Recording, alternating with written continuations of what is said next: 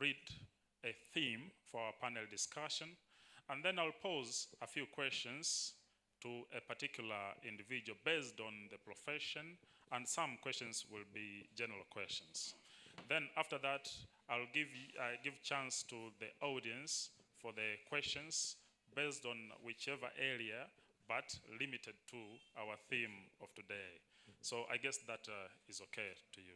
So panelists, most welcome. We can just begin with Madam Joan, just to introduce yourself, and then, yeah. Thank you very much for the time that you're given me to stand here and discuss with these beautiful people in front of us. My name is Joan Stephen Nangawe, as I've introduced before. I'm from Small Industries Development Organization. I'm a regional manager, acting regional manager. Professionally, I'm a food technologist. And I also study business management, you can see. And why I got to start business management after having a BSc Food Science and Technology is because of the environment that I've been working. I've been working with small and medium enterprises, going through their businesses, see what they are going through, and see there's a gap that even if how much you know the processing, the technology of it, you have to know the business and how to make money out of your business. So I see there is something that I have to add value on it. That's why I go for the business. And I've been doing this for, now it's about 13 years since I graduated. So I have a little bit of experience working with small businesses. And what I can say to you, the startup, the people that you have an energy, you want to do something, don't be discouraged. And know that there's a lot to be done outside there. And don't think of a robotic or something in the sky. There's a lot in a small, even in a small business that you can do and you can make it. It's just an introduction. Thank you. Thank you so much for a quick introduction. Mr. Kiko. Habari. Yeah, nadhani nilijitambulisha masaa ya asubuhi, lakini naitwa Kiko Kiwanga na ni founder na executive director of Tautic, which is a venture builder or a startup studio, but basically it's a social tech innovation hub. And what we do, firstly, you see in our banner there, like it's written, pre-incubation program. So with the pre-incubation program, we hope youth, post-secondary youth, especially university students, and recent graduates to transition from schooling to startup entrepreneurship. But those who are also doing self-employment undertaking, we also hope them to transition from those self-employment undertakings to startup entrepreneurship. Maybe I won't have time to explain more about what startup entrepreneurship, maybe we'll have time later. But that's what we do. And we have a specific program that helps youth actually to do that. And right now we are looking for partnership with the universities to help the university students who have interest into startup entrepreneurship to transition to startup entrepreneurship. But we provide follow-on venture building programs. That's why we are a venture building partner. So what we do, when you want to build your business, we come as a institutional co-founder.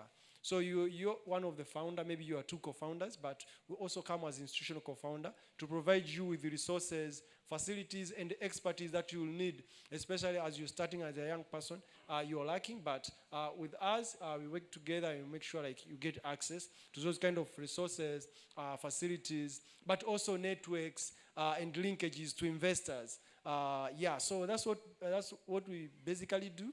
So we work together to make sure that happens. My background, I have background in finance and accounts from my firm. But after that, I ventured into social project consultants. I worked with institutions like Oxfam, British Council, Restless, and organizations like those as an external consultant for their, mostly as a external evaluator for their projects. So they're running projects. I used to go and do evaluation for those specific projects. But after that, I'm consulting with small businesses, especially in area of accounting. So I help them with their tax issues, with compliance, and for sometimes now. Most of you, when you look at me, you might think I'm sort of younger, but I'm older than most of you here. I mean, the ones who are sitting there, of course. Yeah. So I've been doing this for some time. Probably 9 years now. Yeah, not like Madam Joanne, but 9 years is a big number for most of you here, right? Yeah, so I've been doing this for all that time, and not necessarily about technology, but we are social tech. I'll explain that later. Thank you. You talk to the people that are educated. You talk to the people that are educated. They are so much eager to know your level of education. So, so people are looking at you like they want to hear. Okay, like 11 years ago, I did a Bachelor of Science in Information Communication Technology Management at Mzumbe University. And then 2 years later, I did MBA Agribusiness at SUA. And currently, I'm doing PhD in agribusiness. So another way you can say that I'm agribusiness expert. Apart from that, I don't know what should I say, if I'm an entrepreneur or I'm a business person. Maybe that will also someday will come as a topic of discussion. What's the difference between an entrepreneur and a business person? Because I've been doing so many things, and if I start to say one by one, it will take so much of our time. But for today, I'm standing here as a managing director of Rafik Catering that is running this hotel of Savoy Hotel. I think you have enjoyed our food. Have you enjoyed the food? The yes is so weak. Oh, the portion was small. Okay, we welcome you anytime at Savoy Hotel. Our services are, as you can see it in our banner, and we welcome most of you. The university student, we are working with you. Currently, we are at High Court at Kihonda and Mzumbe University as well.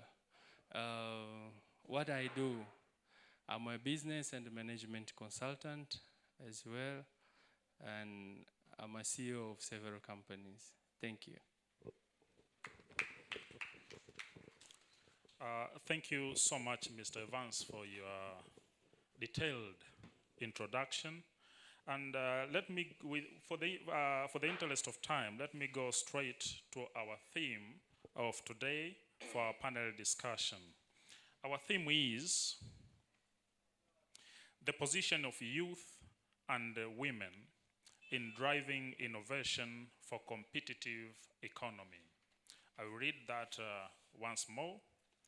The position of youth and women in driving innovation for competitive economy. It is a theme that has different terms. And for this theme to be clearly understood, I would like to welcome Mr. Kiko for just like 2, maximum 3 minutes to elaborate on our theme of today. Mr. Kiko, most welcome. Thank you very much. I hope I can sit. Yeah, you are allowed. Thank you very much. Yeah, so once again, so the theme, I think there are like, when you look at the theme, there are like 3 key terms that are coming out. Innovation, but if you disagree, you can say like there are other terms that I'm missing out. So there is innovation, there is youth positioning, right? And then there is economic what? For driving economic? Competitive economy, right? So we have competitive economy, we have youth and women positioning, but we also have innovation. So I'll start with innovation. I think it has already been pointed out that when we speak about innovation, it's not, I'll start with what it is not. It's not about technology. So innovation could be from any aspect. I was talking to, most time when I talk to people, there are some like, for instance, I can't remember the reference right now, but there are 10 areas that we can innovate when it comes to businesses. I'll just mention quick ones which I remember. The one prominent one which most people who are in startup and entrepreneurship, they will tell you very quickly, is a business model. That's one like everyone knows, like you can innovate when it comes to business model. And most successful businesses, actually, they were successful not because of the product or the technology, but it was the innovation they did when it came about the business model. And when we talk about business model, like I don't know how many of us understand what we mean when we say business model, but basically it's how you do business, how you make money, how you connect with partners, how you charge, because business model is wide. For instance, I'll just give example which is also used often. Nespresso. I don't know how many of us know about Nespresso. Okay, perfect. But also, there is this story about a printer. Okay, let me just tell a sort of a printer because it's the easiest one. So when the first printer, the big, like the huge, like printer, when it was made in the first place, it seemed as if like there were no market for the printer. So it was a cartridge printer. So, was it a cartridge printer? I think it was not a cartridge printer, but it was a printer. So when it was made first, they thought there was a very little market for it. And then they realized because the price was so high, because they were trying to sell a printer. But during that time, people didn't print a lot of papers. You see? So what happened? Actually, it was a copier machine. I'm trying to remember correctly here. It says like a copier machine or a printer, but one of the two. So when they realized that people cannot pay the price for the printer because they think they don't need that much printing or copies, what they decided to lease the printer. So they give you the printer, and then you pay per number of pages you're making per day. And then what happened? The number of days started increasing. So instead of charging by selling the printer, they started by doing what? They leased out. So you pay per number of, so they give the printer to the company, and then you use it, you pay per use.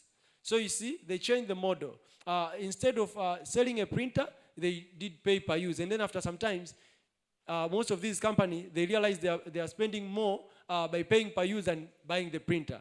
So they started buying the printer. They started selling the printer. That's a business model. But I'm just saying like it's not always about technology. It's the model, how they sold. But also when you talk about innovation, think about someone who is doing handcrafts. They can come up with a lot of different innovations that do not involve technology. Today we saw about smart toothbrush. They got bamboo toothbrush, right? That's an innovation, right? Yeah, so that's about innovation. So I just wanted us to be clear. When you talk about innovation, it's not necessarily about technology. But also we have issues with youth position. So where are youth right now when we talk about innovation, especially in driving a competitive economy? Where do we think we stand in terms of, are we able, do we have the capacity actually to compete globally? Yes or no? Do we have the resources? Do we have the infrastructure that is supporting us? So those are the questions that we'll be trying to address. But when you talk about competitive economy right now, I think one thing which you should be very aware, we're not competing with entrepreneurs in Morogoro. We are competing with entrepreneurs from all over the world. So that's, I think, one thing we need to understand and be very clear. Whatever innovation we are sharing, some people are even worrying about pitching the idea. I say, like, you know what? If you are still worrying about pitching your idea, so like people will steal it, then you have a lot to learn. Yeah, so I think that's what I would share briefly about our sub-theme today. And I think we'll hear more from the panelists here. Thank you very much. Thank you so much, Mr. Kiko, for elaborating our theme of today. So I would like to just begin with Madam Joan to share with us a little bit. It is relatively from her 15 years of experience working in industries, smaller and probably larger industries. So can you please tell us what does it take for a youth or youngster to start an industry interested in entrepreneurship in Tanzanian setting? Yeah, most welcome. Asante sana kwa nafasi hii. Labda nianze kwa mfano mdogo wa nyumbani kwetu wengi tunafuga kukwe. Wengi tuna kukwe. Wale kuku tunawafugia wapi? Kuna banda la kukwe. Yes. Alafu kule kuna kuku wangapi? Unaweza ukajua kwenye banda lenu kuna kuku wangapi. Wanataga mayai au unawafuga kwa ajili ya nyama. Na wale kuku wako mitetea, vifaranga, pamoja na majogoo, si ndio? Baada hapo unajua ndani ya miezi kadhaa nitaenda kuuza, nitapata masoko, nitapata fedha. Hivyo hivyo pale ambapo you want to establish or to start your own small enterprise, you need to have where to start, somewhere, a place, a room, a space where you can doing things by hand. If it's you produce something, or if you offer a service that goes with the product, you should have somewhere where you can sit down or you can do things. All right? After that, you should have equipment, tools to work with. And those can be very simple tools that you require. For example, we have someone who is preparing snacks here. If we call her to tell us some of the few tools that she is using, you can imagine they are just simple tools that we use at home, all right? You have a cooker, you have a knife, you have a pan, you have small tools that we can use at home. They are the same that you can start your establishment, all right? But also what you need is the manpower. That's the human brain, that I need to produce something that can be used by other people, not only for my family. So there you have to comply with the good manufacturing practices, okay? You have to know what is really required. Issues of safety, hygiene, quality control, quality assurance, and things like that. You should have them in mind, all right? But also, when you want to establish your own industry, you should know the right recipe or the right quantity or what you want to produce that is unique, something that you're going to put to the market that in case anyone want to copy or want to produce something like what you're producing, have to go some hard ways to do, all right? So you should have that in mind. If you bring that product to the market, people will want to test, want to see again. Something else is how you package your product. How do you intend to package your product? What kind of packaging material are you going to use? Where can you source those packaging material? You should have that in mind because that is something that will differentiate you from those who are existing in the market. You may have been producing the same product, but something that differentiates you with the others is how you package your product and how you promote it. You know, the package always say 3 things, and it has to say that always. Maneno matatu au mambo matatu. Package ambayo inabeba bidhaa yako. Ya kwanza, nitazame. How you package yourself is how you package your product. If you wear nicely, your product also should be wear nicely.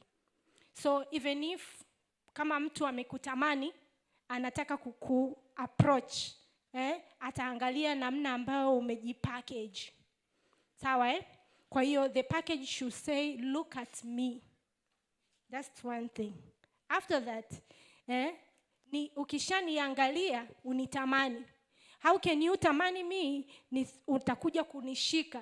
Someone has to come and touch your product. Is it easy? How is it packaged? How ingredients within it? And tell, if I use this product, what am I going to benefit out of it? Kama nitapata nutrients gani na gani? Kama nitapata effect gani na gani kwa kutumia hiyo product? The package should tell. Ndio maana sisi tunafundisha labeling requirements. We are not just putting words in the label. There's a rule and protocol za kuweka kwenye label ya product. Sawa Then ile product lazima iseme ninunue au nichukue nipeleke nyumbani ukanitumie. And that will be told by the price that you are selling that product. Because there are a lot of products in the market of the same size or the same quality. But why should I buy your product? The price that you're going to sell will tell it. So a customer will compare. If I take my 10,000 and go with this product, will it be worthy? If there is other product that is sold at 2,000. Kwa hiyo mtu anaona, hii ya kwangu nauza 5,000. Kwa hiyo sitapoteza sana. Kama kuna 10,000 na 2,000, hii 2,000 inaweza ikawa low quality, ikawa ni medium quality, kwa I won't lose. Kwa hiyo mtu akichukua product yako akienda na test, akaona, it is good, it is nice. The next day will come and look for it. I can give you my personal example. I was making some bread at my home. So I was selling it. When I go to the work, I send my bread. And when I go back home, I also go around with my bread. And people were asking, Madam, where are those bread? Tulitesti jana mbona ni nzuri. Kwa hiyo nikaona, there's a business on it. So in my house, I created a small jiko outside my house and start producing bread and selling to the market. So the bread is now around the town. Just because I started testing like that. So you can do business by starting testing small, not thinking of starting big, thinking of capital kubwa ambayo you cannot afford, au kaanza biashara na madeni makubwa kwa sababu you want people to see kwamba una biashara kubwa. You start small, you start testing from your neighbors and your colleague, and after a few times you see how people appreciate your product. In doing so, you also learn a lot of things. You learn how people are doing it, what ways to go through. You'll know where other materials are being obtained at a cheap price, and so on. All right? Yeah. Thank you, Ms. Joan, for your practical sharing, because it wasn't only the matter of theory, but also she went beyond and shared the practicability of what she is sharing here. And personally, I've learned here 4 issues. Number one is, let me say 2 issues, but into 2 types or 2 groups. Group number 1 is about the product. The product should have these languages. The product should speak by itself. Look at me. Like me. So it means the product should be likable. And the last one in the first kind is take me home. So one should look at the product, and the product should look likable, and the product should also say take me home. And we might be dreaming of the business, but we should dream big. It's real, yes, we can dream big, but we should start small. That is what Ms. Joan is saying here. So with her presentation, let me go to Mr. Evans on the importance of quality of the product in the field of entrepreneurship. I know you are working as entrepreneur in many issues. So share with us, give us your thoughts on the importance of quality of the product. Most welcome. Okay, thank you, Mr. Chairman. You have touched a very important point or aspect of the business, because with the growing of technology and the shifting of technology from one point to another, one part of the world to another, so the standards and the quality of the product has been one of the very important measure to enter to a certain market. As we all know, how many of us know the organ called TBS? TBS. You cannot sell anything without passing that. That's why the government has been so much insisting that the entrepreneurs should or must officialize their businesses. If I take a very small example of the food that we ate this afternoon, our company has a TBS certification. So the food you ate has a TBS. Why don't you clap for us? Yeah. So the issue of the standards comes with the two phases. Sometimes it comes as a requirement of a certain market. For you to enter a certain market, you need to fulfill or to meet at least a minimum level of a certain standards. But number two, which is more important as I think, is for you to differentiate yourself from the rest in that market that you are targeting. The more that your product are having more standards or more quality, the more you differentiate yourself. I can take a very small example of the bamboo toothbrushes. How many of us have seen them closely? They have just been created in a very fashionable way and attractive as well. The way it looks better than most of the brushes that are in the market. So if you look at it, it is not something delicate that if you hold it today and then tomorrow it's gone. But it has a certain level of standard and quality that anybody will be able, because the number one thing that the quality and standard help you in the market is something which is called the willingness of the consumers or customers to buy. If they are looking, because in the market no one forces anybody to buy anything. It is just coming from inside. That zeal or desire that is coming from inside of the customer is called the willingness to buy. So when people are looking at your products, is that zeal coming from inside, that they are willing to go into their pocket and say that they are making decision to buy your product. We know Chinese products, there are some products, if you look at them, even by looking, you see that there is no durability on it. So the level of the quality sometimes, to some products, they can be detected by some machines, but to some product, even by looking in the eyes, you can tell that if the quality is high or low. But the important point that I'm trying to insist or to emphasize is the modern economies which are more competitive. Our friends are making bamboo brushes, but they are competing with the companies which they don't even know. Companies from China, from Dar es Salaam, from all over the world. So how are they going to differentiate themselves?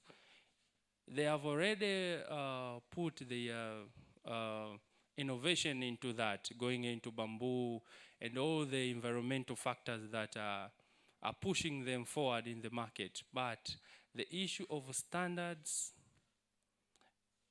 can take them further, more than not only the innovation part, but the standard and quality can take them more steps ahead of their competitors. Thank you, Mr. Chairman.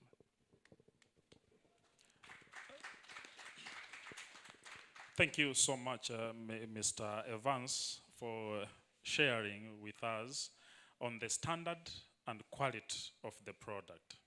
So what do you learn from Mr. Evans is that the standards sets you unique. The standard of your product will always set you unique. And the quality of the product will always call for the clients to purchase your product. So thank you so much, Mr. Evans, for your fruitful sharing. Let me quickly go to Mr. Kiko, and I'm posing this question to him because of his experience, 9 years experience in the field of entrepreneurship and investments as well. The innovative solutions for bridging gender and age gap in starting and growing a business in Tanzania. What are those? Most welcome. Yeah, thank you very much. Intermix. So basically, I think it starts for me because this is an area that I'm really interested in. Not just youth, but also women. I grew interest, I think, in women recently after realizing there are more women in the world than men. So if you are talking about market, you need. I'm a believer of selling to people who you are related to. So if there is more women in the world, that means there will be more business that should be started by women, because there is a huge market for women. And then they will understand better the problem faced by women. They will be in better position to solve challenges faced by women, but not just women, even men, right? Yeah, so I have that interest in that. So what are the solutions? I'll just use this example from our own. I'll be selfish here. I'll talk about the model, not about what we are doing chaotic, but about the model itself. The venture building model. Why is it a real tool or a real solution for most youth, especially in our context here in Africa? Because there are things, there are solutions that are designed, but for instance, when you talk about incubation hubs, when you talk about accelerators, in most of businesses, they go, like for instance, in other ecosystems, those model really works. Those solution really works. But when you come in Tanzania, you just give someone like maybe 3 months. They go through a 3-month incubation program, and then after that, maybe they get fund. And then after 1 year, those business are no more, right? Yeah, so there are so many challenges we are facing in Tanzania. I was sharing my experience, my personal experience, like where I started. When I was leaving university, I thought I was smart. And because I thought I was smart, I went direct into starting a business, thinking like maybe I'll succeed in 1 or 2 years max. And then I realized, no, it doesn't work like that. So all that I knew, I realized it's like I knew nothing. But later, I came to realize, because there was no support system, actually, to help someone direct from university to start and venture into startup entrepreneurship. Personally, I was venturing into startup entrepreneurship. And to be very specific, social tech startup entrepreneurship. Yeah, so I realized like most places, like for instance, we're talking about Silicon Valley. But Silicon Valley, their support system, their universities, like they have access to research findings from university, for instance, Stanford, which has played a very big role in building Silicon Valley as you know it today. But also there are some source of funding. I know that time it was coming from the government, but and then later they are called venture capitals. Yeah, so in Tanzania it's not very mature, but they were financed by people like those, and then it made the ecosystem work. So what would work for Tanzanian? How could we innovate and build solutions that would work for Tanzanian? We need a system that would help the youth from the start to a place where they will be able to actually grow their businesses. And in between here, that's where the challenge really is. And what model could help that? So they need access to experts, as I said, but they need access to resources. So they need infrastructure that will give them access to resources, give access to experts, give access to facilities, give them access to investors who will be willing to invest and trust them when they are starting. So what kind of these solutions I'm talking about. If you have heard of venture studio, I'm not talking about Tautic, of course. I'm talking about venture studio as a model, right? Venture studio as a model has proven in other places, in other ecosystems to work. And those ecosystems, some ecosystems are just like African ecosystems. And it worked really well, and it has a better chance, like businesses that are built in the venture studio. They have a higher chance of success, more than 50%. As you can know, for businesses, it's only 10% chance. I'm talking about more than 50% chance of success, but because of all the resources that have been pulled together, all the expertise, and the investors who are interested to actually see these businesses grow. So what I would suggest, one solution is like to consider venture studios. Not just, I'm promoting this so that we can have more venture studios in Tanzania. So that's why I'm keeping insisting. I'm not talking because I'm talking from Tautic, but I'm promoting the model because I don't want us to be the only people who are doing it. We're not the only people, but I want like Tanzanian, when we're building this ecosystem, and even university, to think of how they could start this venture studio that could support youth from start to a point where they can grow their businesses, to give them access to the resources, to the expertise, and to the funding. So that's one model or one solution I would suggest that would really work for both youth and women, given their position that they have skills gap, resource gap when it talks about capital, but also network, and things like that. This model could really help the youth actually to get access to these key capabilities, resources, and facilities and funding, perhaps. Thank you so much. Thank you so much. May you please clap for him.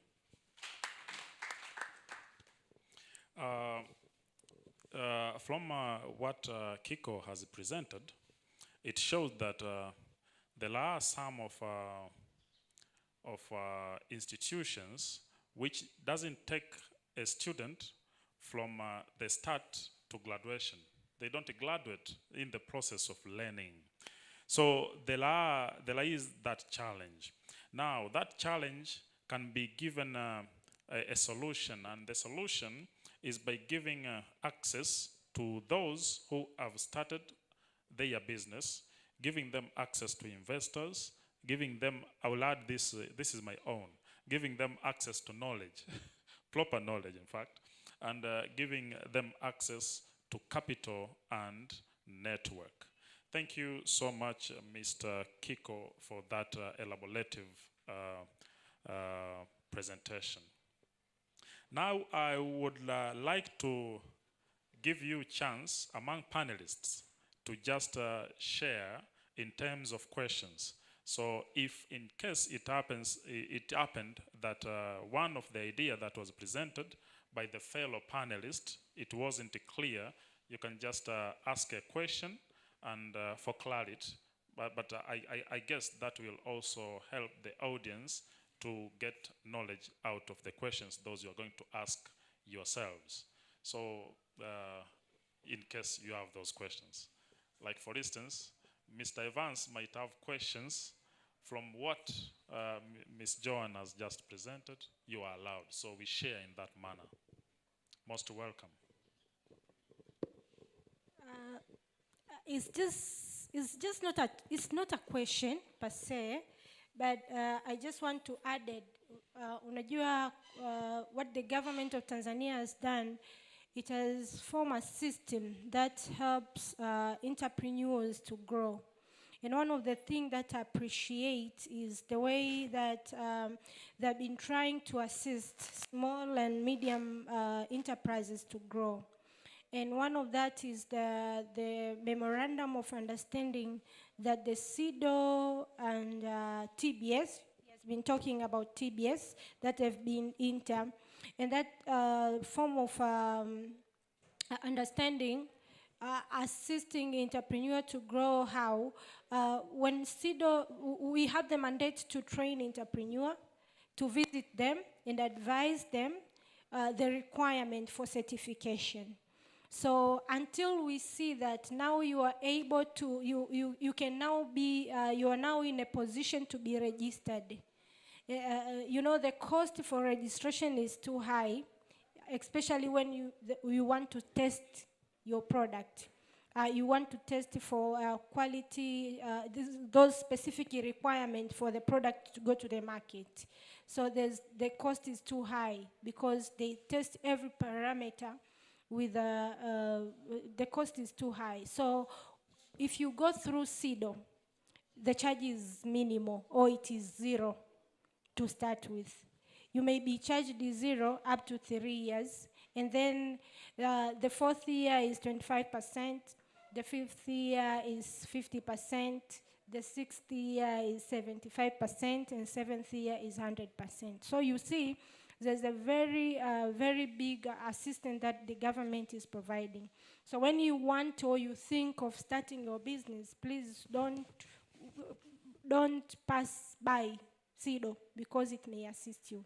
I can give example of Gets Aroma. I met her when she was just a graduate from Mzumbe University, and she was asking, Madam Joan, what can I do?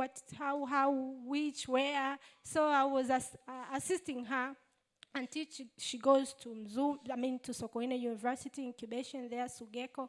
She started doing the processing. We've been advising her, and now she has TBS certification through hers. So you can see there's a very big assistance that you get when you pass through SIDO. That's what I wanted to add. Thank you so much for that sharing.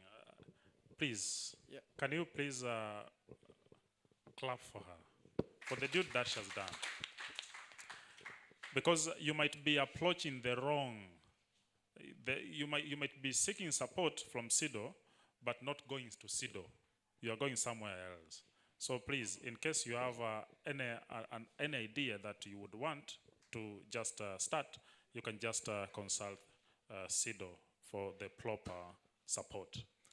Next, Mr. Kiko. So I have a question actually for Mr. Evans, especially when it comes, because he's a agribusiness expert, and when we talk about agribusiness, like it's a value chain, and he was talking about interesting things like nodes, forward and backward. Maybe I'm not saying exactly what I was supposed to say because I'm not an expert. Yeah.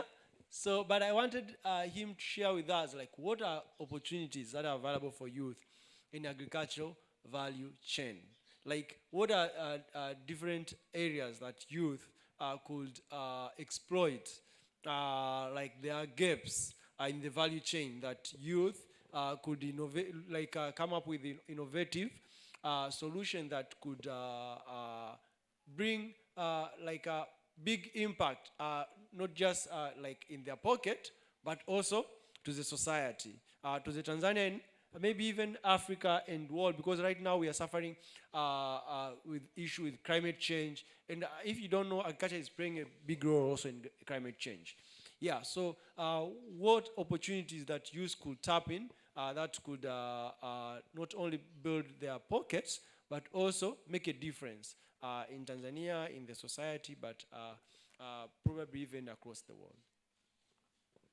Okay. Sorry, may I chip in? Because I had a kind of the same question.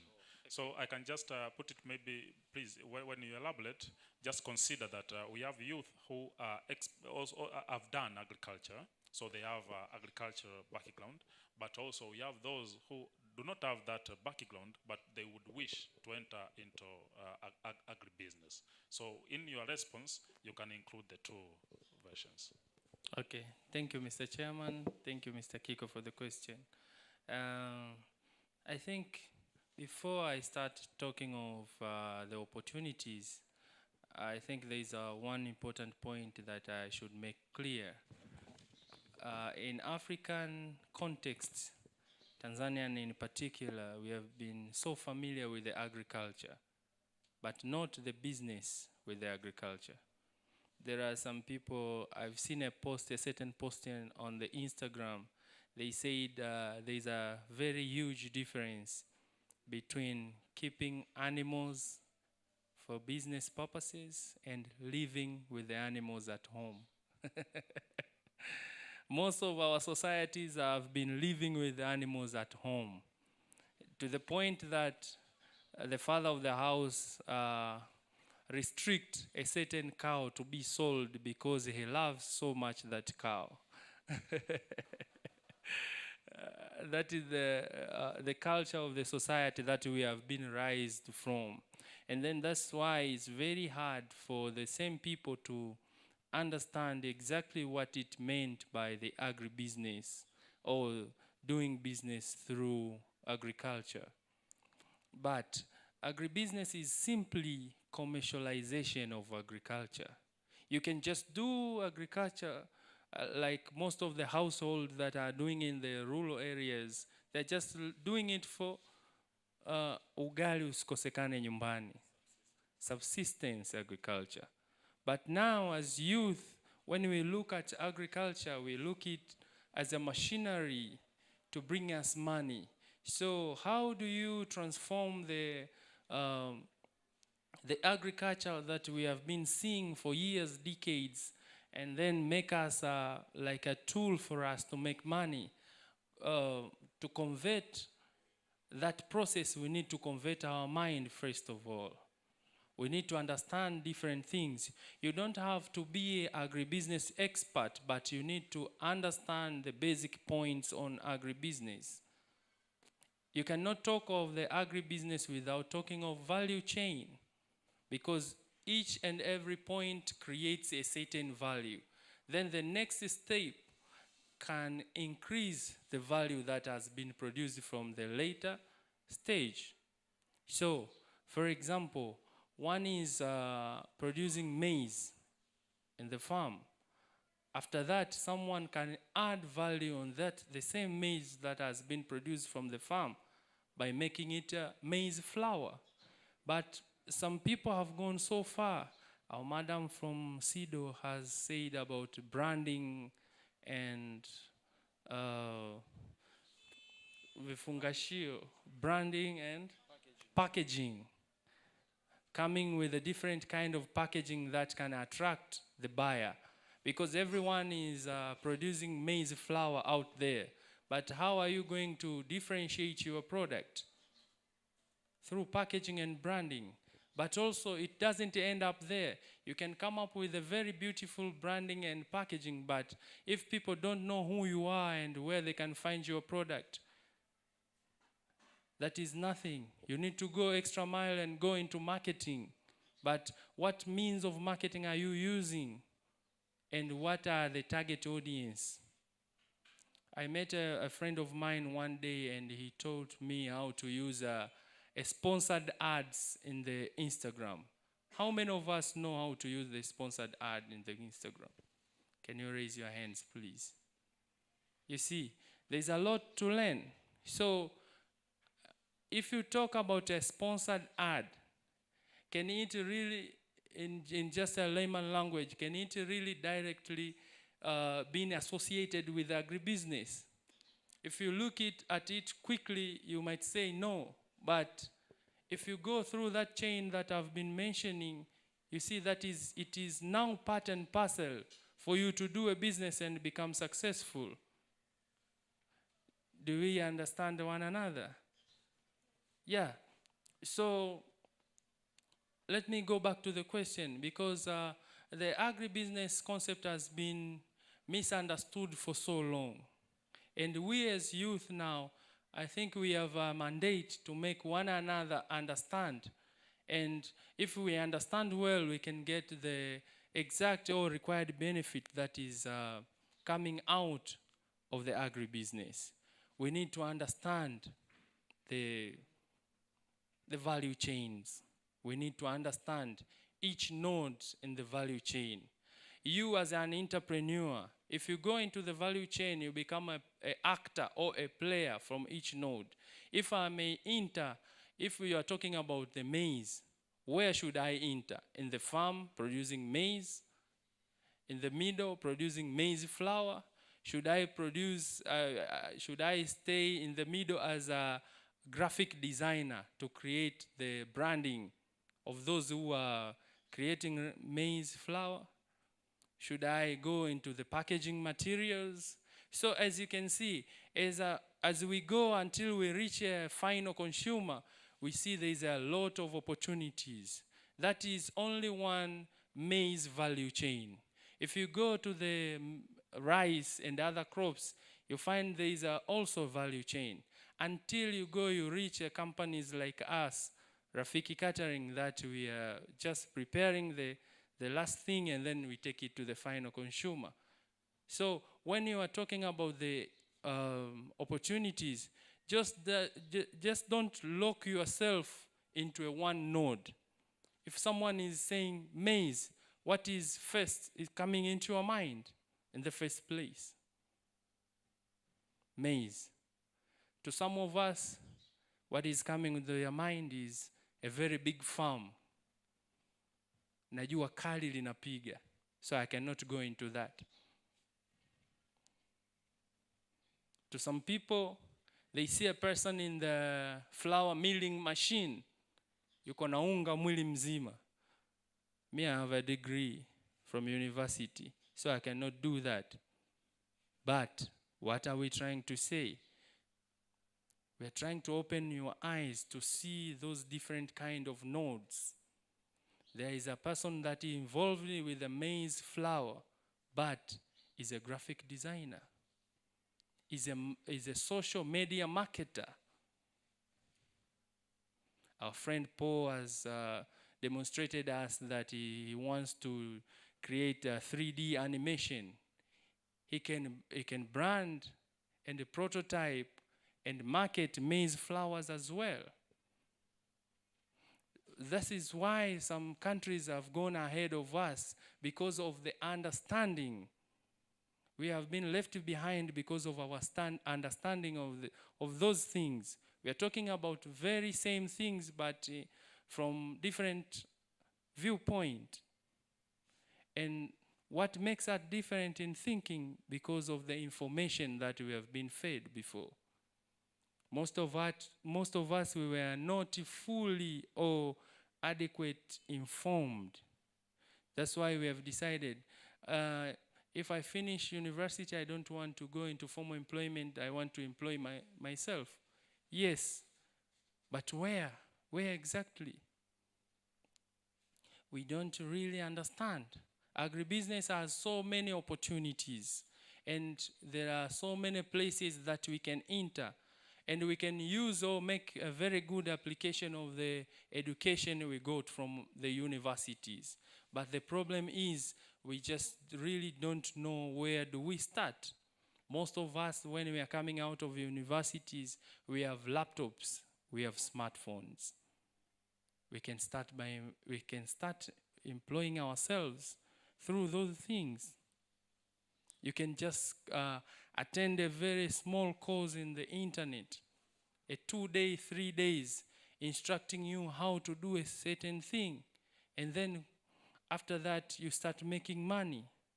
Because what is the difference between the concept of business back then and now? Now people want to see money. That's why the people that were pitching, the number one question was, how do you make money out of that concept? Of that. How am I going to make money out of this? If you're making spices, how are you going to make money? That is number one question. Number two, how much money do you want to make? Only is not enough, but how much money do you want to make out of it? And is it sustainable? That the fact that you are making money today, are you going to make money 6 months from now? Because the problem with whenever technology is involved, things are changing so rapidly. While our brother is thinking of starting making money through 3D, boom, from the technology, 5D is here. So he has to go back and learn 5D. While he has spent 3 years learning 3D, and 3D has never put any penny into his pocket. And that is the most challenging part of the technology. So to be competitive in the market, you need to learn. but not overlearning without starting doing. In the process of learning, you need to go into the field and start applying what you have learned. Even if it is 10%, 20%, 25%, you just go. There are some things you won't learn while sitting. You're going to learn in the field.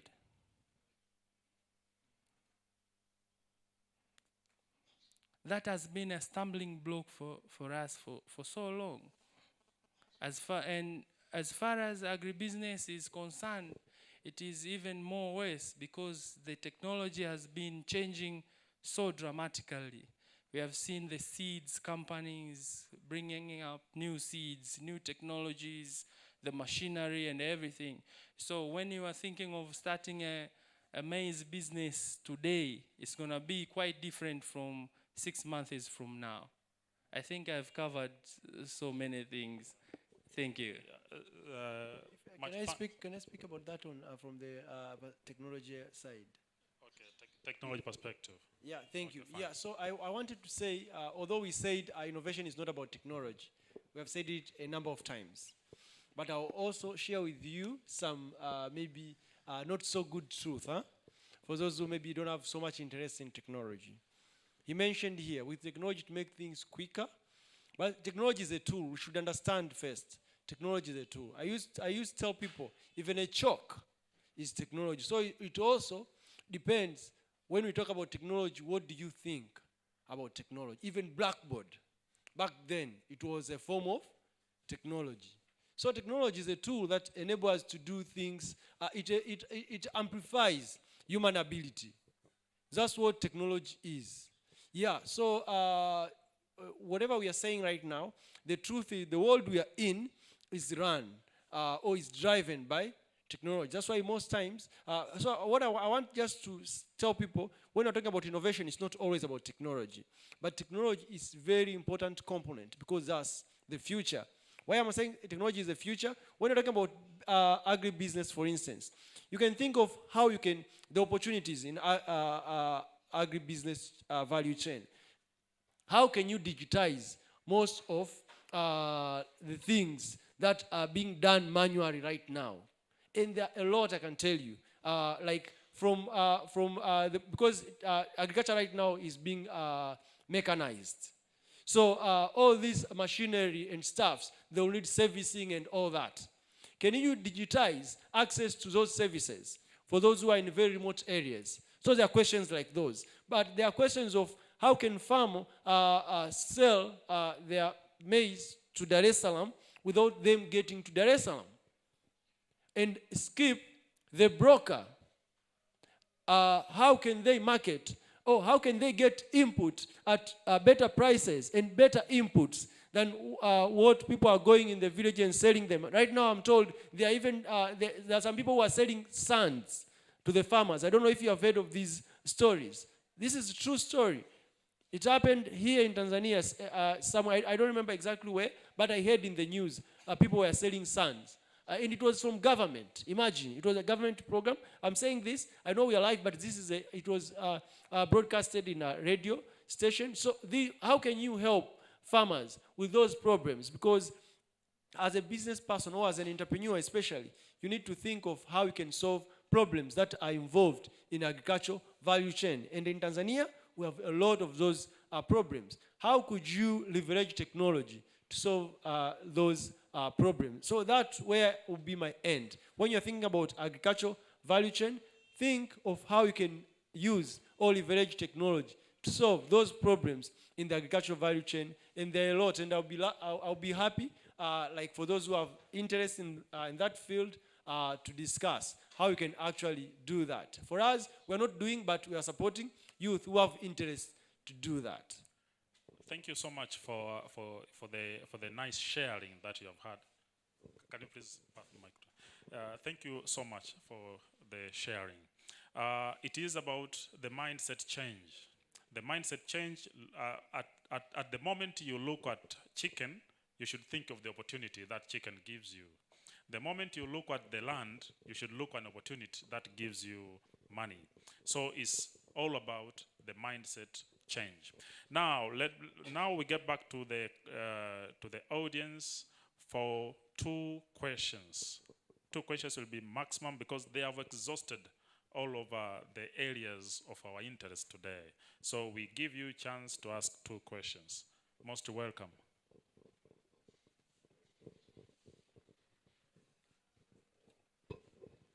You introduce yourself and you direct a question to a particular panelist. Thank you. Jina langu ni Fatma Jafari, nikitokea Mzumbe University, nachukua kozi ya usimamizi wa biashara katika uvumbuzi na ujasiriamali mwaka wa 3. Learn vitu vingi sana kutoka hapo ambapo mlikuwa mnaongea. Lakini swali langu nalielekeza kwa Mr. Evans kwa sababu umesema wewe ni expert kwenye agri business. Yes. I had a mentor ambaye anani mentor kwenye mambo ya biashara na ujasiriamali. Katika vitu ambavyo alishauri vijana wadogo ambao wanaanza kuchipukia au tunatoka chuoni ni kwamba tusijishughulishe sana na mambo ya agriculture. Akasema watu wengi maskini Tanzania ni watu ambao wanafanya kilimo. Kwa hiyo akasema sisi tuwe sana kwenye manufacturing na sana pia kwenye service. Tuwe tunatoa service. Sasa sio swali sana ile nahitaji ushauri kutoka kwako as expert. Unanishawishije mimi ambaye natoka kwenye ndani kwa sababu unapenda sana horticulture. Sijasoma kwa napenda sana horticulture. Sasa unanishawishije mimi niingie katika agri business na wakati uko nyuma tunaambiwa kwamba wakulima wengi na tunaona in reality watu wengi ambao wanafanikiwa kwenye kilimo ni watu ambao wana pesa nyingi sana. Sisi ambao tunatokea huku ni watu ambao tunajibeba tu kwamba tunafanya hivyo kilimo lakini hakitufevi sana. So I need an advice on that issue.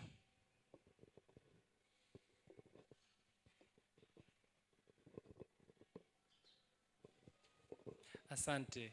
Umeuliza swali zuri sana. Na kwa mawazo yangu nadhani ushauri kama huo ndio umetufikisha hapa tulipo. Kwa sababu mtu anasema usijiengage kwenye kilimo. Lakini kilimo kipi?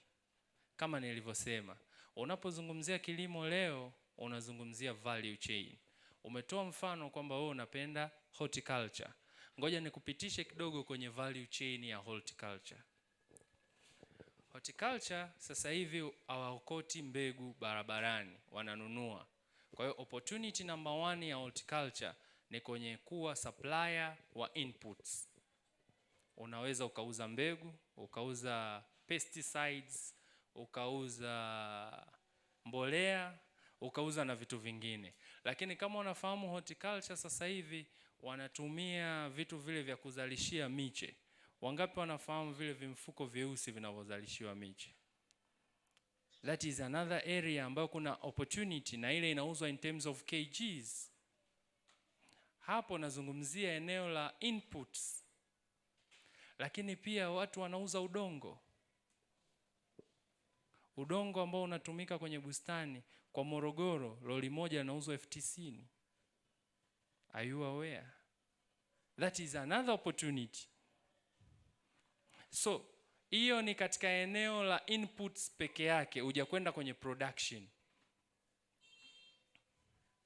Hujakwenda kwenye production. Lakini katika input huko, wale vijana ambao wanatumika kujaza vile vimfuko vyeusi, kujaza udongo, wanalipwa shilingi 100 kwa kimfuko kimoja. Na kijana mmoja anaweza kujaza vifuko 3,000 kwa siku. People are building houses out of that. Mpaka hapo tunasema kilimo ni kibaya. So the understanding, ukija kwenye production na yenyewe ina a lot of opportunity. Ukija kwenye kitu kinachoitwa post harvest, tena horticulture ina a lot of activities kwenye post harvest. Na iruka production kwa sababu ni concept ambayo wengi tunaielewa. Post harvest kama ya nyanya, kuna a lot of processing ambayo inaweza ikatumika. Kwa hapa Morogoro ukitembelea Sokoine University, ukienda Sugeko, utakuta teknoloji ya kukausha vitu kwa kutumia jua imeonyeshwa na kueleweka kwa kiwango kikubwa sana. Lakini sio tu kwa kutumia zile houses ambazo wanazitumia wao, bado kuna technologies za kukaushia vitu nyumbani. Kwa hiyo kwenye post harvest hapo eneo hilo la horticulture bado kuna a number of opportunities ambazo tunaweza tukazitaja. Lakini tunaweza kwenda mbali mpaka kwenye branding, kwenye packaging. Lakini horticulture kwa sababu nyingi ni perishables, tunakwenda kwenye storage. Unaweza ukafanya biashara ya cold rooms, kwamba unaofanya production ya horticulture wakahifadhi mazao kwako. All those are the opportunities. Kwa hiyo ukiangalia value chain moja inaweza ikawa inatengeneza mpaka opportunities 500. Value chain moja. Kunatokea na kukatika kwa value chain kwa sababu ya misinformation. Most of us, the youth that we have gone to school, we think that we are fully informed, but most of us, we are not fully informed. We need to increase our knowledge. Leo tumezungumzia kwenye value chain. Just choose one value chain, nenda kai-study vizuri. Kama unapenda horticulture, go and study the horticulture value chain. Tumezungumzia proper use ya technology ambazo tunazo. We all have smartphones. I might just give you one homework. You just go home and search only one value chain of your choice. We will find that you don't know a lot about those value chains. Kuna a lot of informations ambazo through hizo information unaweza ukaona opportunity ya wapi unaweza kuingia na kutengeneza pesa. Asante. Nashukuru Evans for good clarity.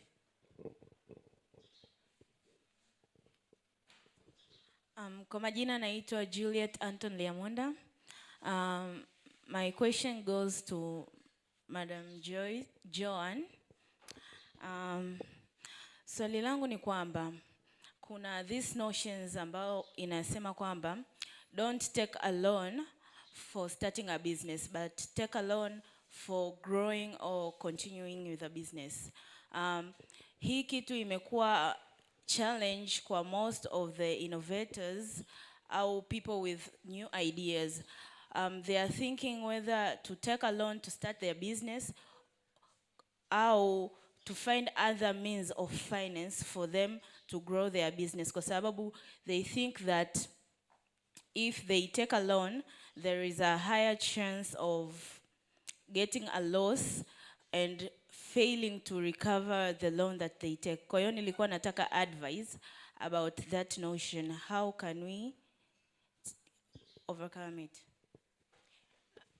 Asante Juliet kwa swali zuri, nadhani litawasaidia na wengine.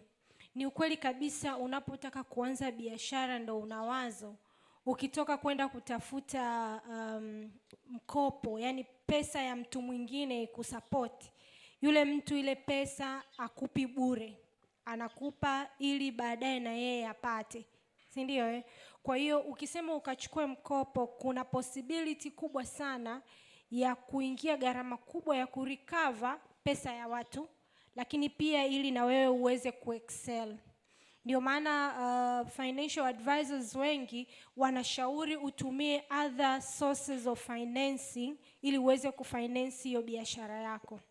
One of the major source of financing ambayo tunaitumia au startup wanaitumia ni kuangalia within the family, what do you have, who do you have ambaye anaweza akakusupport kwenye hiyo biashara yako. Najua maisha sasa hivi kuna changamoto kubwa kwenye ndugu jamaa na marafiki kutusupport, lakini najua kuna wengine wanao ambayo if you give them the idea what you want to do na wakaona ile bidii na jitihada unayoiweka, watakuwa tayari kukusupport. That is one.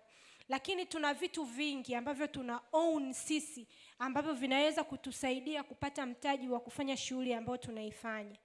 Naanza mfano kwa biashara yako ambayo unazalisha Juliet ya snacks. Snacks zile hata ukipiga kwa mfano ndio unaanza, unahitaji mtaji wa shilingi 500. It is too much to start with it, sawa?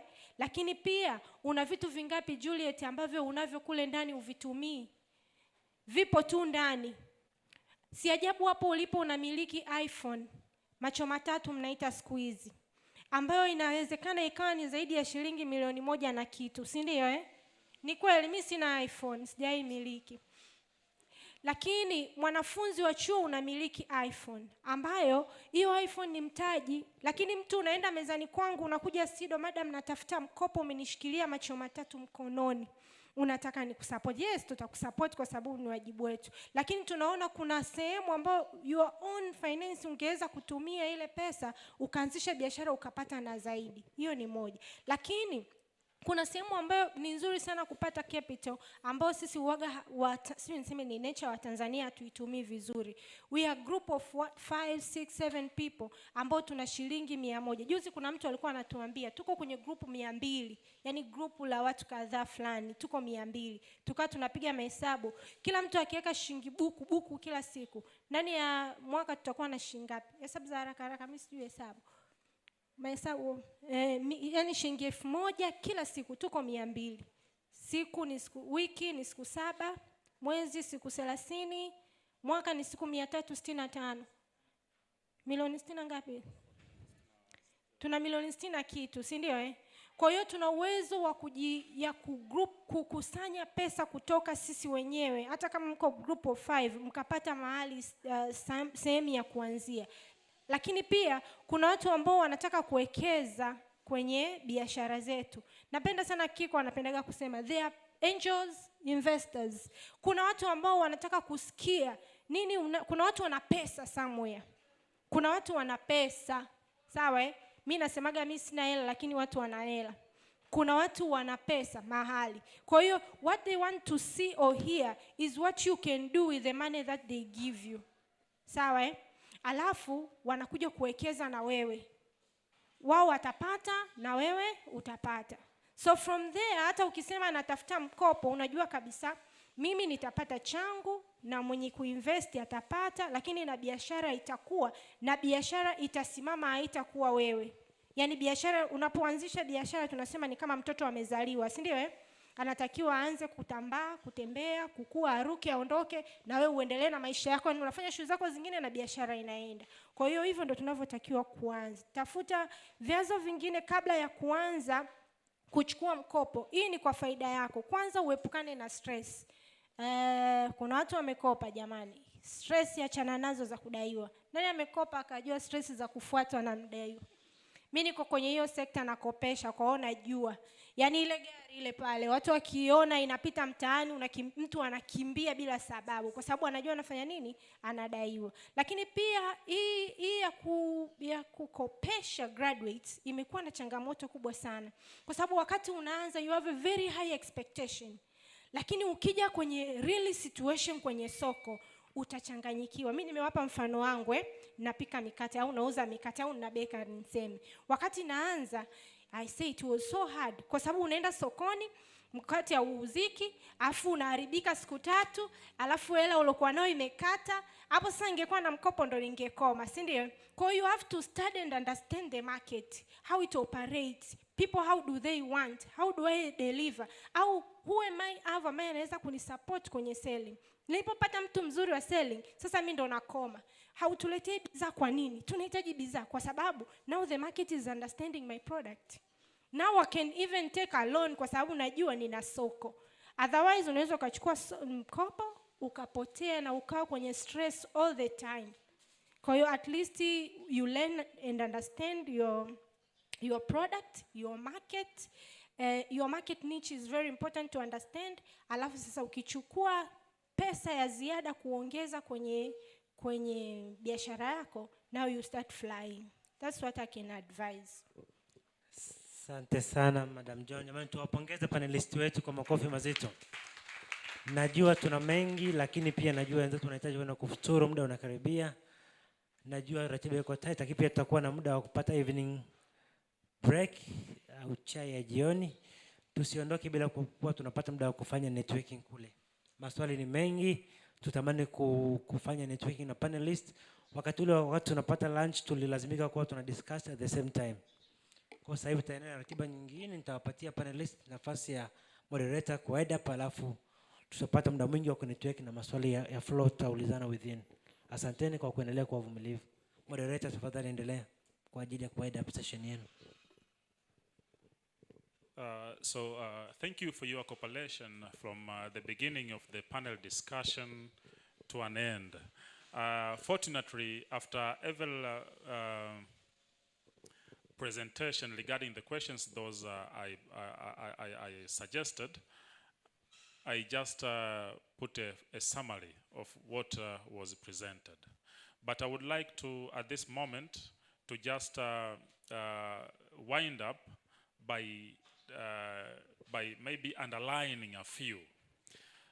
Number one, it would be the last point that I made about the mindset change. It is about the mindset change. Majority of the information that we have are the wrong information towards our destiny, towards our dreams. Like for instance, my sister just asked a question that she really loved to enter into agribusiness. But the information that was fed was the wrong information. So it is about the mindset change. In order for you to success in life, you need to change a few things in your life. You won't be the same and expecting new results. You need to change the mindset, change the way you think. Sometimes it would require you even to change friends. Those are close to you. And sometimes it will require you to change the way you look at issues. And also, some of the times, it will require you to change those whom you have followed in the social media, because those are the people who feeds you information. Now, you need to change the way of understanding things and also the people whom you follow for certain informations, because the information those you have are the informations that affects your way of thinking and also your style of life. So I would also like to thank the panelists for their time and their honest sharing. It has really been so nice and enriching to have them here. But also I should thank you who have attended this session, and please continue attending next events because they are very, very important to you and to all of us. Thank you so much. Asanteni sana, tuwapongeze kwa makofi mazito. Asanteni sana moderator. Nashukuru sana kwa nafasi yenu, mbarikiwe sana. Jamani, poleni, naamini kila mtu amefurahia session yetu, si ndio? Tunaelekea wide up. Najua kuna maswali mengi na mengine yataendelea kuja, ila tutapata muda mzuri wa kuwa na wakati wa kuwa na evening tea. Kuna watu ambao walikuwa na maswali, kuna watu walikuwa na modo, kwa mfano ile modo ya TB. Tutamconnect, na binafsi nilieleza asubuhi sikuja kama natoka Mzumbe, lakini sikuja kama mwakilishi wa Mzumbe.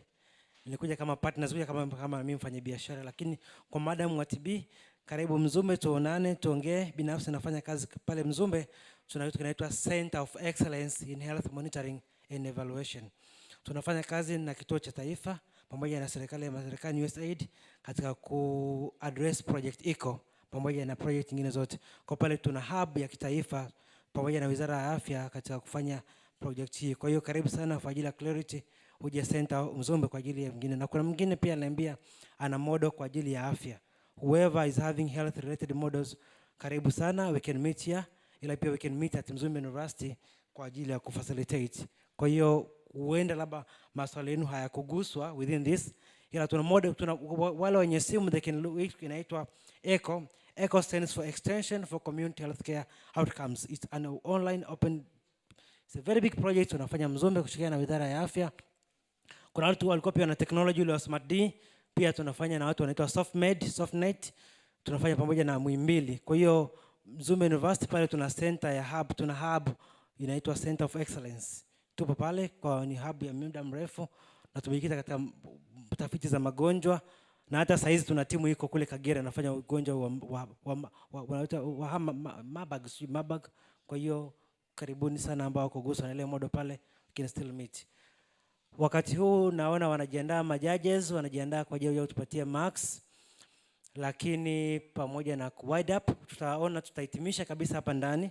ili tukielekea kwenye session ya chai basi tutakuwa tumeshafunga kwa ajili ya chai na networking. Jambo la msingi, hakikisha kwamba unapata fursa. Make sure you seek for the fursa, seek for the opportunities. Hakikisha you know at least you exchange the numbers of whoever is close to you. He or she might not be important today, but for the next days in the future, you need to networking. These events are very good. They are very vital platforms for reconnecting. Karibuni sana, na pia mkiwa mnatoka pale, tuna spices pale, tuna chin-chins, tuna spices. Kwa hiyo, we have a lot to share, we have a lot to discuss. It's a very big platform. Hatupata muda wa kujuana, lakini we hope so during the evening break we are going to have a good sessions with you. Niwapongeze sana kwa waliofanya pitching. Hongereni. Matokeo tu lazima mshindi apatikane ila isikudiscourage, si ndio? Ideas is something good.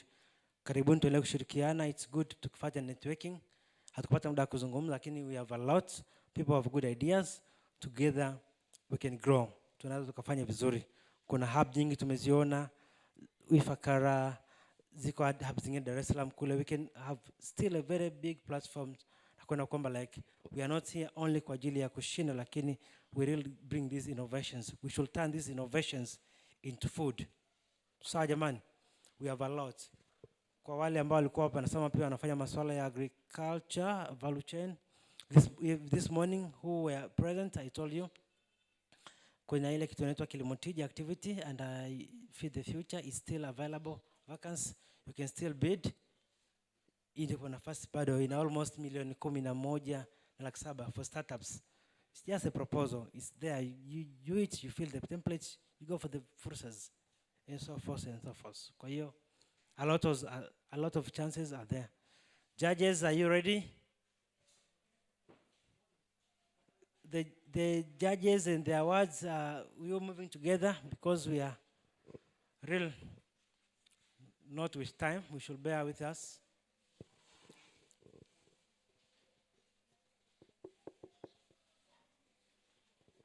How will the modality be?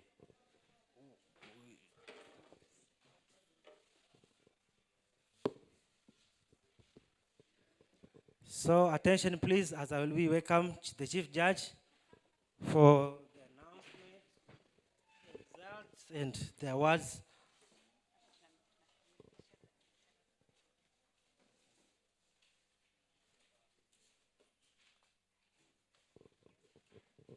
So much. Good evening. Good evening. Basi habari za jioni. Yaani hakuna lugha mkwapi. Unajua kuna mtu aliniambia sisi hapa uwaga kuna changamoto moja. Unajua kuna kuingia ndani afu nje ya mlango. Sisi tuko katikati. Yaani mguu mmoja uko ndani, mwingine uko nje.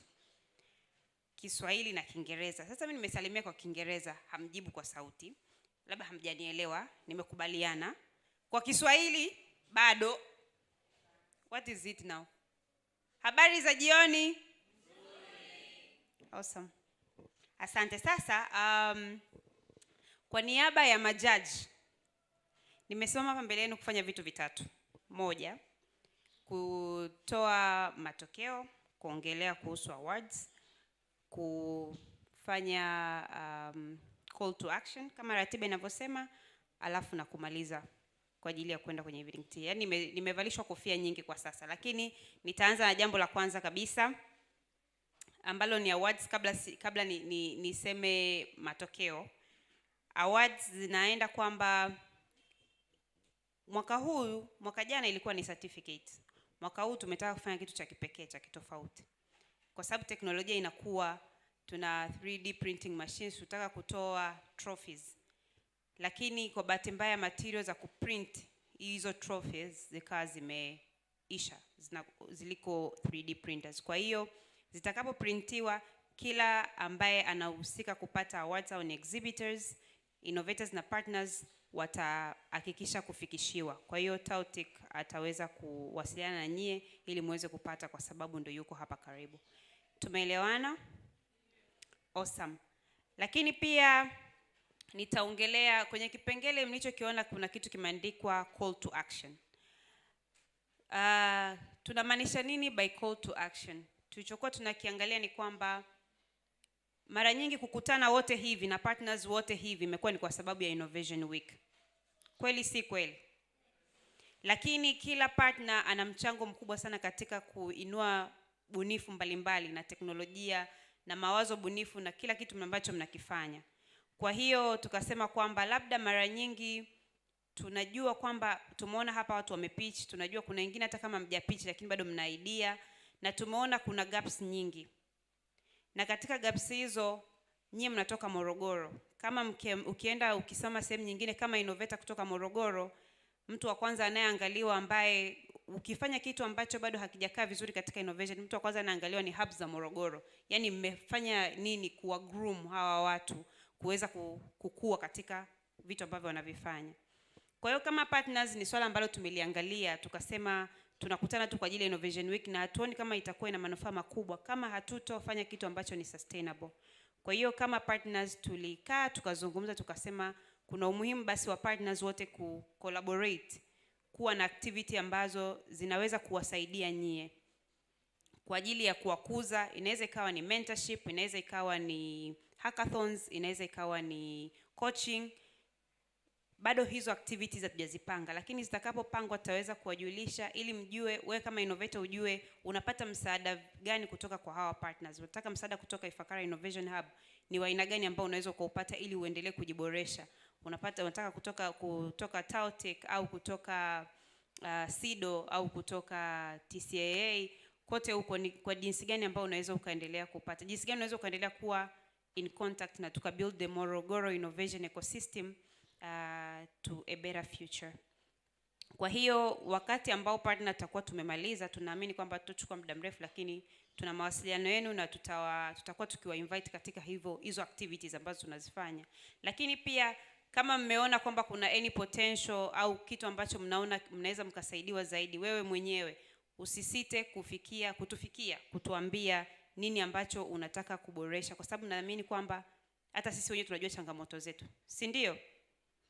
Sawa. Sasa nifanye ya mwisho ya kutangaza matokeo na nini kitafuata, alafu baada ya hapo nitatoa neno la shukrani, then tutaenda kwa evening tea.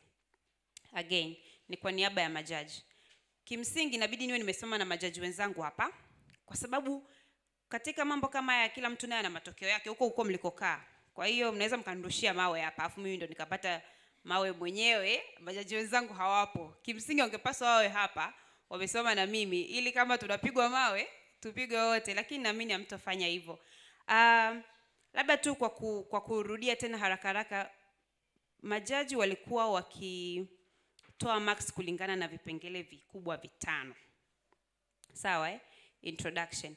How well have you mastered your idea? How well do you know what you're going to do? Kwa sababu unaweza ukawa una idea lakini labda huelewi bado hujai narrow down ukajua kitu gani unataka kukifanya. Naelewa Kwa hiyo ni kipengele ambacho kwa kiangaliwa sana. Unaifahamu vipi hiyo changamoto unayoifanyia suluhisho? Ni kwa aina gani umeion, yani unaijua kwa kiasi gani? Lakini 2 tulikuwa tunaangalia how unique is your solution. The solution itself and then how unique is it? Is it very different from what we are seeing every day? Na impact ambayo inaleta kwa jamii, ni impact gani ambayo unaenda kuleta? Kwa sababu innovation tunaofanya si kama traditional business. We are solving a challenge that reduces pain to the people that we are delivering this solution to. Si ndio? Si ndio maana innovation jamani? Sawa, lakini pia tuko tunaangalia scalability. Is your idea scalable?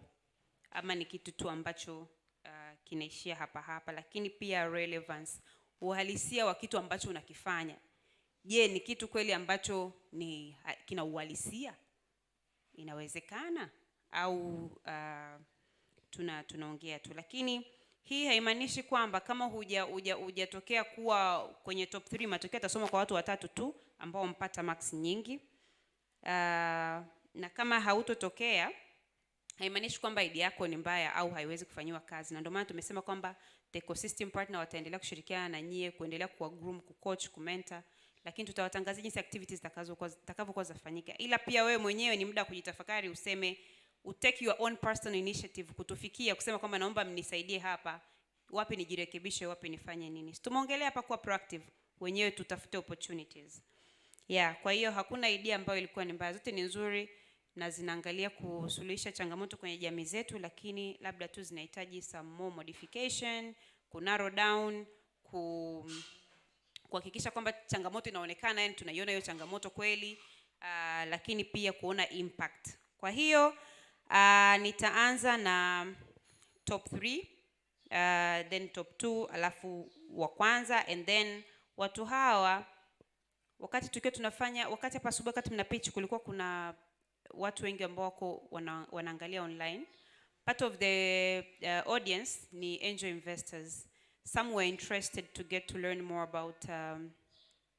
about the ideas. Unfortunately we were code mixing Kiswahili na Kiingereza. Kwa hiyo somehow kuna wengine hawajaelewa. Kwa hiyo the top 3 watapata fursa ya kwenda kuwa recorded wakipitch kwa Kiingereza ili hao walioomba basi ziweze kuwa shared nao, uangalie kama kutakuwa kuna further support. All right? Okay. Sawa. So the top 3 goes as follows. Mtu wa 3 katika pitches zolo pitch leo amepata maxi. Maxi zilikuwa zinawekwa na kila judge, kila kipengele kilikuwa kina maxi 1 hadi 5, moja ikiwa ndogo kabisa, 5 ikiwa kubwa kabisa. Kwa hiyo zimejumlishwa zote baada ya hapo. Sawa Kwa hiyo mtu wa kwanza kabisa amepata max 93 na huyu ni John. Where's John? There you go. Awesome. Maxi ya mtu wa pili, drum rolls, imeenda kwa Paul.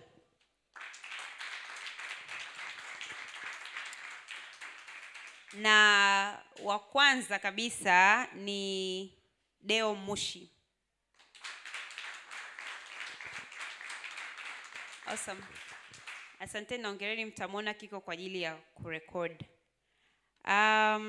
So lastly, sijaona mawe mpaka sasa hivi. Thank you guys.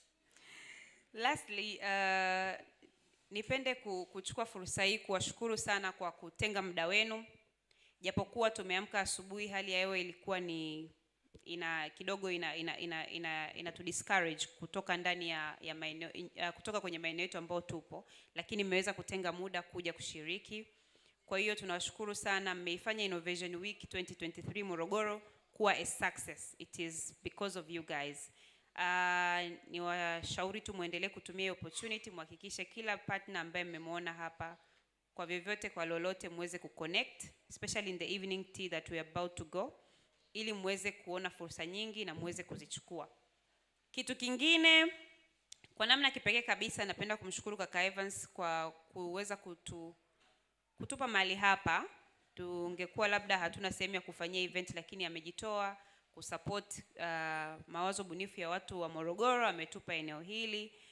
Kila partner ambaye mnamuona hapa ameplay part yake. Sitaweza kuwataja tena wote kwa sababu ya muda, lakini wamejitambulisha hapa, mmesikia wanachokifanya na wameweza kufanikisha siku hii, kwa hiyo tunawashukuru. Volunteers, bila nyie hii kazi ingekuwa ni ngumu sana.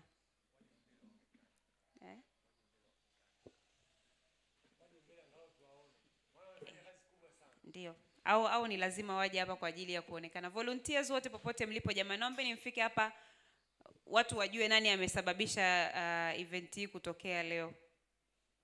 Kama mmefika mkakuta kuna viti, kuna makaratasi, sijui podium nini kimekaa wapi. Tuko live. Watu wa live mmetisha sana. Mno. Asanteni sana na mbarikiwe sana. Asanteni sana kwa kazi kubwa ambayo mmeifanya.